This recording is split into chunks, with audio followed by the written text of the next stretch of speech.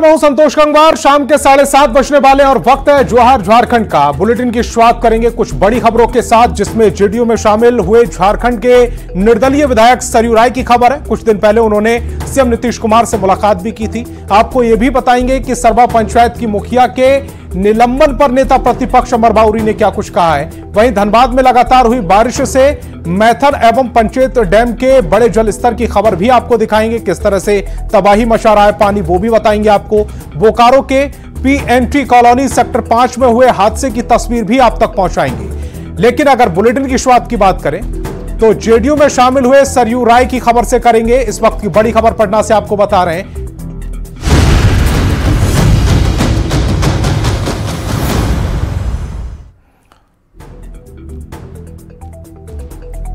तो पटना से इस वक्त की बड़ी खबर, जेडीयू में शामिल हुए सरयू राय। इस वक्त की बड़ी खबर आपको बता रहे हैं, जेडीयू में शामिल हो गए निर्दलीय विधायक सरयू राय। जेडीयू के कार्यकारी अध्यक्ष संजय कुमार झा ने उनका स्वागत किया। झारखंड के कद्दावर नेता है सरयू राय। अशोक चौधरी, सुवर्ण कुमार, खीरू महतो इस दौरान मौजूद रहे। जमशेदपुर पूर्वी से विधायक है सरयू राय। कुछ दिन पहले नीतीश कुमार से उन्होंने मुलाकात की और आज जो तस्वीर आई है वो ये जो इस समय आपकी टेलीविजन स्क्रीन पर है। उन्होंने जेडीयू का दामन थाम लिया है। आनंद हमारे संवाददाता ज्यादा जानकारी के साथ फोन लाइन पर जुड़ रहे हैं। आनंद, उम्मीद तो थी कि जेडीयू का दामन थामेंगे, लेकिन आज जो औपचारिक ऐलान है वो भी हो गया। बिल्कुल, देखिए सरयू राय आज से कुछ दिन पहले ही सीएम आवास पहुंचे थे और सीएम आवास पहुंचने के बाद उन्होंने नीतीश कुमार से मुलाकात की थी। और जब उनसे पत्रकारों ने सवाल पूछा था तो उन्होंने बोला था कि नीतीश कुमार हमारे पुराने मित्र हैं और हम लोगों की मुलाकात राजनीतिक मुलाकात है, बहुत जल्द आपको इसकी जानकारी मिल जाएगी कि आगे क्या होने वाला है। और आज आधिकारिक तौर पर संजय झा जो जेडीयू के राष्ट्रीय कार्यकारी अध्यक्ष है उन्होंने अपने एक्स पर पोस्ट करके इसकी जानकारी दी कि आज सरयू राय ने जेडीयू की सदस्यता ले ली है। जाहिर सी बात है ये जेडीयू के लिए बहुत महत्वपूर्ण खबर है, क्योंकि कद्दावर नेता माने जाते हैं झारखंड के सरयू राय और पुराने दिग्गज भी नेता माने जाते हैं। फिलहाल वो वहां से निर्दलीय विधायक हैं, लेकिन जेडीयू की पूरी कोशिश रहेगी कि सरयू राय के बहाने झारखंड में अपने संगठन को विस्तार दिया जाए और जो आने वाला विधानसभा चुनाव है इसी साल नवंबर में, उसमें जेडीयू मजबूती से अपना कदम रखे। और आपको याद भी होगा कुछ दिन पहले जेडीयू पे एक समीक्षा बैठक हुई थी एक अन्य मार्ग में, जिसमें जेडीयू के जो झारखंड में जुड़े तमाम बड़े नेता वो मौजूद थे और उस सब 11 सीट चिन्हित किया गया था। लेकिन जाहिर तौर पर अगर एक अच्छा कप्तान मिल जाता है तो मैच खेलना आसान हो जाता है। तो सरयू राय के ऊपर एक बड़ी जिम्मेदारी भी बहुत जल्द डाली जा सकती है जेडीयू की तरफ से। झारखंड में जेडीयू कैसे मजबूती से चुनाव लड़े और कैसे संगठन को विस्तार करे और कैसे विधानसभा चुनाव के समय मजबूत उपस्थिति दर्ज कराए जेडीयू, इसकी पूरी कोशिश जेडीयू की तरफ से की जाएगी। और सरयू राय के रूप में उन्हें एक मजबूत कप्तान मिला है, तो उम्मीद जताई जा रही है कि सरयू राय के अगुवाई में जेडीयू विधानसभा चुनाव लड़ेगा और आगे जो भी रणनीति बनेगी बहुत जल्द उसकी तस्वीर भी सामने आ जाएगी। जी वाकई आनंद, क्योंकि बीजेपी में भी ये रहे हैं और इसके अलावा रघुवर दास सरकार में वो मंत्री भी रहे हैं। ऐसे में बीजेपी से भी उनके संबंध अच्छे हैं। जेडीयू चूंकि बीजेपी के साथ है, इस समय एनडीए गठबंधन का हिस्सा है, तो कुल मिलाकर एनडीए की स्थिति को मजबूत करने में उनका योगदान भी रह सकता है। बिल्कुल, देखिए जैसे कि मैंने आपको बताया कि झारखंड के कद्दावर नेता माने जाते हैं और जेडीयू सरयू राय बीजेपी में रहे, लेकिन रघुवर दास जब तत्कालीन मुख्यमंत्री थे उनसे उनका मनमुटाव हुआ था और उसके बाद उन्होंने बीजेपी छोड़ दिया था। और सबसे इंटरेस्टिंग बात की, जब रघुवर दास झारखंड के मुख्यमंत्री थे उस वक्त जब विधानसभा चुनाव हुआ तो रघुवर दास ने सरयू राय ने रघुवर दास को ही हराया था। तो जाहिर बात आप समझ सकते हैं कि सरयू राय किस कद के नेता हैं और झारखंड में माना जाता है कि सरयू राय एक मजबूत नेता है और उनके पास संगठन को लेकर काफी मजबूत कड़ी माने जाते हैं पार्टी को लेकर। और सबसे इंटरेस्टिंग बात है कि सरयू राय के बारे में माना जाता है कि झारखंड में जब भी कोई बड़ी घटना घटती है सरयू राय उसमें मुखर भूमिका निभाते हैं, चाहे सवाल उठाना हो चाहे फिर सरकार को किसी मुद्दे पे घेरना। लेकिन इंटरेस्टिंग ये होगा कि चूंकि अभी तक उन्हें बीजेपी के विरोधी के नेता के तौर पर जाना जाता था, अब जब जेडीयू उन्हें अगर वहां कमान देती है और उनके अगुवाई में चुनाव लड़ती है तो सरयू राय के अगुवाई वाले जेडीयू से बीजेपी कैसे तालमेल कर पाएगा ये देखना दिलचस्प होगा। फिलहाल जेडीयू सबसे ये जानकारी कि वो अपने एनडीए के सहयोगी बीजेपी से बातचीत करने की कोशिश करेगी और उनकी कोशिश रहेगी कि भाई बीजेपी और जेडीयू में एक बेहतर तालमेल हो और एक तालमेल के आधार पर ही वहां का चुनाव लड़ा जाए। आनंद, आपसे ये भी समझना चाहेंगे क्योंकि जेडीयू और बीजेपी दोनों साथ मिलकर चुनाव लड़ेंगी, ये लगभग स्थिति बिल्कुल साफ है। लेकिन चूंकि ये बीजेपी में भी रहे हैं सरयू राय और जेडीयू में भी रहे हैं, अगर झारखंड की बात करें तो वहां जेएमएम से मुख्य मुकाबला है बीजेपी का। बीजेपी दूसरे नंबर की पार्टी, जेएमएम पहले नंबर की पार्टी। इसमें जेडीयू को कितना फायदा होने वाला है? देखिए, जैसे कि मैंने आपने बिल्कुल सही सवाल पूछा और सबसे इंटरेस्टिंग बात है कि जेडीयू को अगर सरयू राय लीड करते हैं और जैसे कि मैंने बताया, आपने भी जिक्र किया कि बीजेपी में रह चुके हैं, तो बीजेपी के बारे में भी उनकी शक्ति, उनकी कमजोरी दोनों जानकारी उनके पास होगी और उनका संगठन का काफी अनुभवी लीडर माने जाते हैं।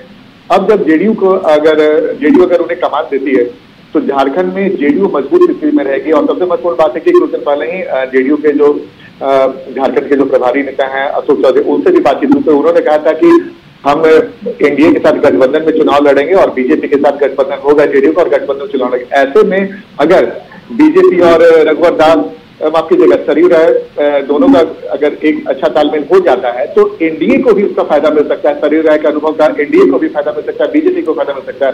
लेकिन आनंद, इसका इस तरह से भी देख सकते हैं क्योंकि अब चूंकि वो बीजेपी में रह चुके हैं, बीजेपी उनकी एक्स पार्टी हो गई और अब वो जेडीयू का हिस्सा हो गए हैं। जब सीट बंटवारे की बात आएगी तो वो थोड़ा सा बीजेपी के साथ मिलकर जेडीयू को थोड़ा और फायदा पहुंचा सकते हैं। जहां वो कम सीटों पर चुनाव लड़ने वाले तो 2-4 सीटों का इजाफा कर सकते हैं। देखिए, ये पूरी तस्वीर तब साफ हो पाएगी जब जेडीयू की तरफ से जब उन्हें कमान दिया जाएगा और जेडीयू कैसे सरयू राय और बीजेपी के बीच में तालमेल बेहतर करती है, इस पर भी बहुत कुछ निर्भर करता है। अगर अभी तक सरयू राय को बीजेपी का विरोधी माना जाता है, अब जब जेडीयू का दामन उन्होंने थामा है तो उम्मीद जताई जा रही है, क्योंकि केंद्र में भी और बिहार में भी एनडीए की सरकार है, बीजेपी जेडीयू की सरकार है, तो जेडीयू की कोशिश रहेगी कि सरयू राय और बीजेपी के संबंध बेहतर बनाया जाए और उस अनुभव का फायदा जेडीयू को मिले और उसका फायदा बीजेपी को मिले। तो कुल मिलाकर कहें कि आनंद, विधानसभा चुनाव बेहद नजदीक है और उसको लेकर पूरी रणनीति बनाई जा रही है। उसी रणनीति का हिस्सा है सरयू राय का जेडीयू ज्वाइन करना और इससे एनडीए को कितना फायदा होता है, इस पर सबकी नजरें रहेंगी। आनंद, आप हमारे साथ जुड़े, आपका बहुत बहुत शुक्रिया। और एक्स पर कार्यकारी अध्यक्ष संजय कुमार झा ने एक पोस्ट किया है, जेडीयू परिवार में आपका स्वागत है। झारखंड के वरिष्ठ नेता एवं पूर्व मंत्री जमशेदपुर पूर्वी के माननीय विधायक सरयू राय जी को जेडीयू की सदस्यता दिलाई गई है।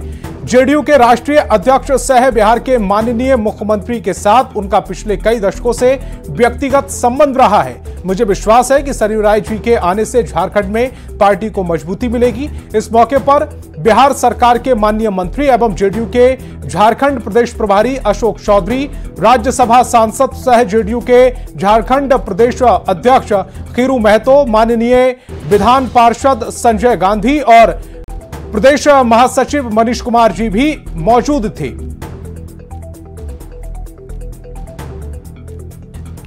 और मांडर विधानसभा क्षेत्र के सरबा पंचायत की मुखिया प्रभा किस फुट्टो को निलंबित कर दिया गया है। इनके खिलाफ मुखिया संघ ने लोग अनिश्चितकालीन हड़ताल पर बैठे हुए थे। इसी बीच नेता प्रतिपक्ष अमर बाउरी ने मुखिया संघ के लोगों से मुलाकात की। अमर बाउरी ने सत्ता दल पर हमला बोलते हुए कहा कि यह सरकार पूरी तरह से आदिवासी विरोधी सरकार है। भारतीय जनता पार्टी जिंदाबाद, जिंदाबाद, जिंदाबाद। बाबूलाल मराठी जिंदाबाद, जिंदाबाद, जिंदाबाद। बाबूलाल मराठी जिंदाबाद, जिंदाबाद। भारत माता की। हिटलरशाही के खिलाफ एक चुनी हुई मुखिया जो 5वीं अनुसूची के क्षेत्र में आती है, अधिसूचित क्षेत्र में आती है, विशुद्ध रूप से वह आदिवासी समाज का प्रतिनिधित्व करती है, उसको सिर्फ इसलिए सस्पेंड कर दिया जाता है क्योंकि वह कांग्रेस के स्थानीय विधायक का बात या मनमानी या फिर उनका चाकर बनने से इनकार करती है। एक आदिवासी बहन को उसके जनप्रतिनिधि पद से, मुखिया के पद से हटा दिया जाता है। ये सिर्फ और सिर्फ कांग्रेस ही कर सकती है, जिसने इस देश के अंदर इमरजेंसी लागू करके संविधान को खत्म किया था। ये संविधान को नहीं मानने वाले, ये कानून व्यवस्थाओं को नहीं मानने वाले हैं। और धनबाद के सांसद ढुल्लू महतो ने सर्किट हाउस में प्रेस कॉन्फ्रेंस कर राज्य सरकार पर जमकर हमला बोला। ढुल्लू महतो ने झारखंड सरकार की नई योजना मुख्यमंत्री मैया सम्मान योजना को चुनावी जुमला बताया, तो बांग्लादेशी घुसपैठ के मुद्दे पर भी आड़े हाथों लिया है। तो बोला था कि हम 5 लाख लोगों को नौकरी देंगे, बेरोजगारी भत्ता देंगे, वो क्यों नहीं दे रहा है? ये तो चुनावी बस चुनाव को देखने के लिए चुनावी जुमला ही है। ये हमारी माँ बहन सब समझ रही है। ये अबुआ आवास के नाम पर कई अबुआ आवास मिला, कितने लोग को मिला बताइए? क्या परमिशन है कि बांग्लादेश के लोग गैर तरीके से आदिवासी की जमीन लूटे, जाके कब्जा करे जमीन? ये स्थिति है, सरकार का मानसिकता है बांग्लादेश के प्रति और यहाँ के लोगों के प्रति। और हिंदुस्तानी आवाम मोर्चा सेक्युलर की राष्ट्रीय कार्यकारिणी की बैठक में 7 प्रस्ताव पारित हुए। राष्ट्रीय कार्यकारिणी की बैठक में देश भर के 12 से 13 राज्यों के नेताओं ने हिस्सा लिया है। इस बैठक में केरल के लिबरल पार्टी का हम में विलय पर मुहर लग गई है। इस दौरान केंद्रीय मंत्री जीतन राम मांझी ने कहा कि हम अब बिहार की पार्टी ही नहीं, देश स्तर की पार्टी हो गए हैं। 12-13 राज्यों के नेता लोग आए, ये हमारे लिए सौभाग्य की बात है। हम कहना चाहेंगे फख्र के साथ कि हिंदुस्तानी अवाम मोर्चा सेकुलर अब सिर्फ बिहार की पार्टी नहीं रही, जो पराया लोग कहते थे। ये देश स्तर की पार्टी हो गई है। पार्लियामेंट की बात अगर कहिएगा तो 70-80 हज़ार हमारे लोग बाहर काम करते हैं, और वो अगर आते हैं वोट कास्ट करते हैं तो हम समझते हैं हिंदुस्तानी अवाम मोर्चा के पार्टी के सेहत पर बहुत अच्छा प्रभाव पड़ेगा। अब बात एक सामाजिक पहल की करते हैं। टॉय और बुक बैंक की सफलता के बाद रक्षा राज्य मंत्री संजय सेठ ने एक और नई पहल की है। सर्दियों में जरूरतमंदों को गर्म कपड़े उपलब्ध कराने के लिए वूल बैंक शुरू किया है। संजय सेठ ने रांची के लोगों से इस मुहिम में भाग लेने की अपील की। साथ ही लॉ एंड ऑर्डर और जलमग्न रांची को लेकर राज्य सरकार पर जमकर हमला भी बोला। नए तरह की फैशनेबल आ रही तो बहुत चेंज करते हैं, तो उसका लाभ आप तो खरीद लिया, आप 1000, 2000, 4000, 5000, लेकिन उसका लाभ आप तो 8-10 बार पहन लिए, 1 महीना पहन लिया, 1 सीजन पहन लिया, उसका लाभ फिर क्या हुआ? तो वो आप हमको दे दे, बुक बैंक के माध्यम से, जो ट्राई बैंक के माध्यम से, जो सुकून मिला है वह सुकून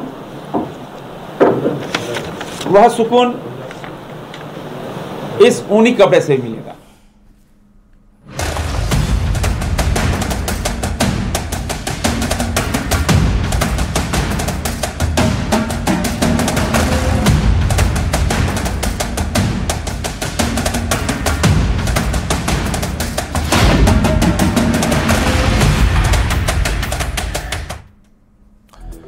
तो सैलाबी बवंडर और शहर शहर समंदर। धनबाद से बड़ी खबर मिल रही है। लगातार हो रही बारिश के कारण बड़ा मैथन और पंचेत डैम का जलस्तर, जिसके कारण डैम का फाटक खोल दिया गया है। पंचेत व मैथन डैम का जलस्तर बढ़ने के कारण डैम से पानी छोड़ा जा रहा है। पानी को छोड़ने से बंगाल के दुर्गापुर, वर्धमान, हुगल और हावड़ा बाढ़ का खतरा यहां पर बढ़ गया है। तो बड़ी खबर आपको बता रहे हैं, डैम से पानी छोड़ा जा रहा है और डैम से पानी छोड़ने के चलते पश्चिम बंगाल के सीमावर्ती जो इलाके हैं उनमें बाढ़ का खतरा मंडराने लगा है, बढ़ गया है। तस्वीर इस समय आपकी टेलीविजन स्क्रीन पर है। डैम से जब पानी छोड़ा गया है तो पानी बड़ी मात्रा में छोड़ा गया है, जिससे बंगाल के सीमावर्ती जो इलाके हैं वहां पर बाढ़ का खतरा बढ़ गया है। येलो अलर्ट जारी कर दिया गया है प्रशासन की ओर से।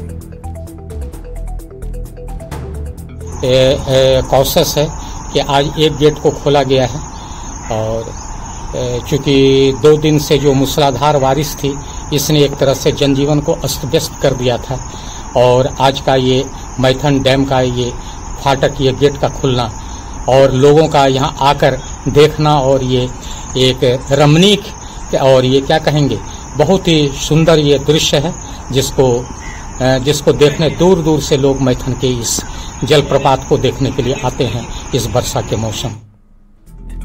बोकारो से बड़ी खबर मिल रही है। पीएनटी कॉलोनी सेक्टर 5 में जर्जर ब्लॉक में बड़ा हादसा हुआ है। सीढ़ी अचानक से भरभरा कर गिर गई। दूसरी मंजिल पर फंसे 3 परिवार हैं। सूचना मिलते ही जिला प्रशासन मौके पर पहुंचा है। सभी को रेस्क्यू कर सुरक्षित बाहर निकाल लिया गया है।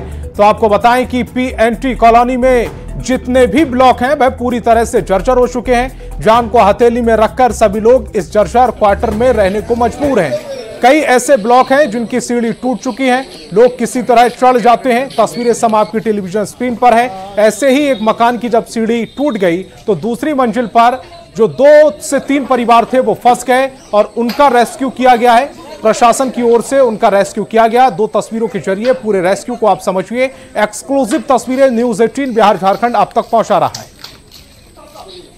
रोक भी लगाए थे तो डिपार्टमेंट के बोला कि आप लोग को नहीं देखना है, तो उधर भी चलिए भाई, हम लोग को बल्कि रहना तो हम लोग का बल्कि रोक लगाए थे तो हम लोग को बोला कि आप लोग को नहीं देखना है, तो चुपचाप हम लोग रह गए। तो सीढ़ियाँ टूट गए तो हम लोग 3 परिवार ऊपर में ही हम लोग फंस गए। फंसने के बाद ना उतरने का जगह है ना कुछ नहीं है, सीढ़ी एकदम टूट के एकदम लेवल हो गया। हाँ, हादसा तो हो सकता है, डर तो लग ही रहा है सर। क्या करेंगे अब? खाली करेंगे, कहीं दूसरा व्यवस्था करेंगे रहने। इतना जर्जर है स्थिति क्वार्टर का कि इसको पूर्ण रूपेण सही करना बहुत मुश्किल है। क्या कहना चाहते हैं अधिकारियों को? अधिकारियों को यही कहेंगे कि यहाँ पे आके एक बार विजिट करें। एक बार विजिट भी किए हैं वो हमारे अधिकारी, धनबाद सुपरिटेंडेंट श्री उत्तम कुमार सिंह जी, वो आए हुए हैं, देखे भी हैं और अपना रिपोर्ट वो रांची को भेजे भी हैं।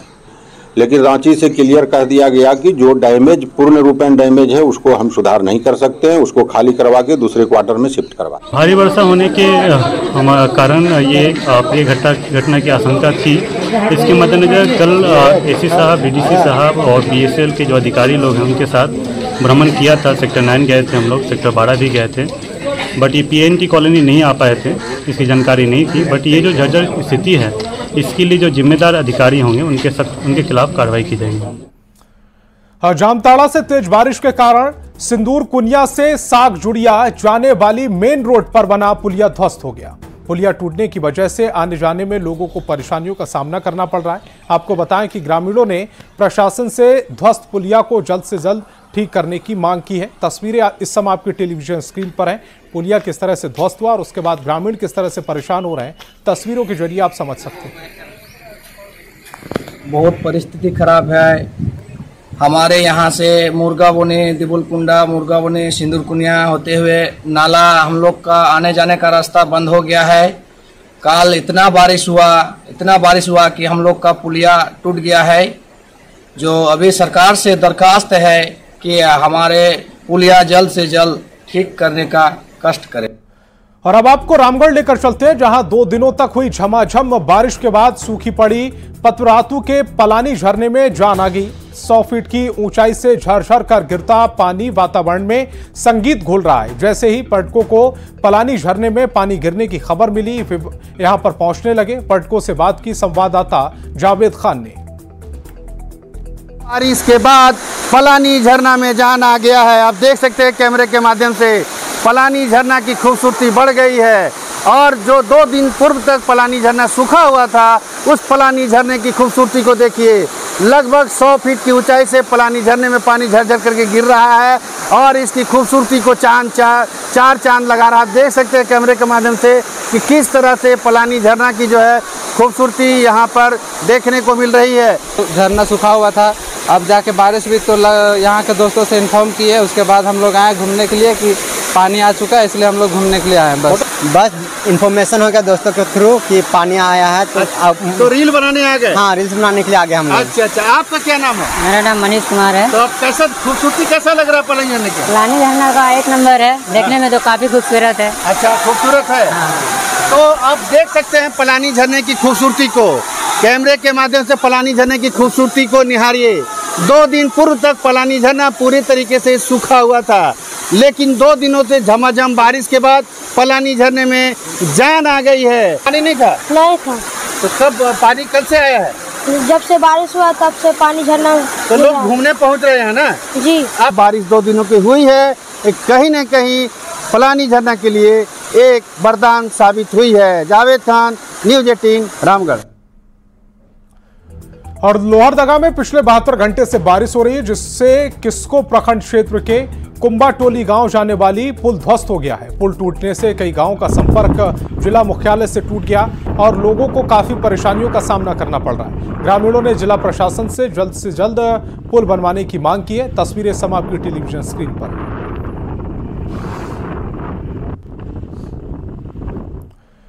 और खबर जमशेदपुर से है, जहां बागबेड़ा जलपूर्ति योजना के लाभ नहीं मिलने से लोगों ने महाजुटान किया।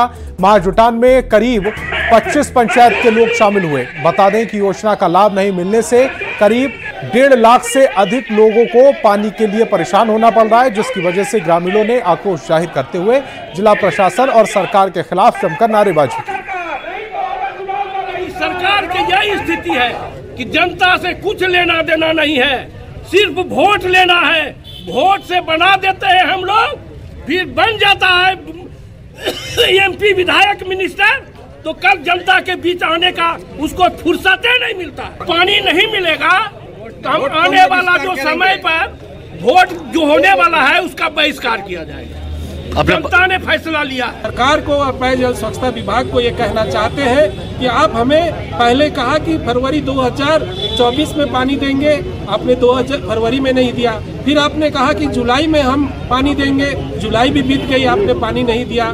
आज हम लोगों ने सर्वसम्मति से पूरे जनता के बीच में महाजुटान कर ये निर्णय लिया है कि अभी विधानसभा चुनाव का 2-2.5 महीना बाकी है। आप विधानसभा चुनाव तक घर घर पानी आपूर्ति करें, नहीं तो इस बार पूरे बागबेड़ा, कीताडी, घागीडी, करंडी क्षेत्र से एक भी लोग वोट डालने के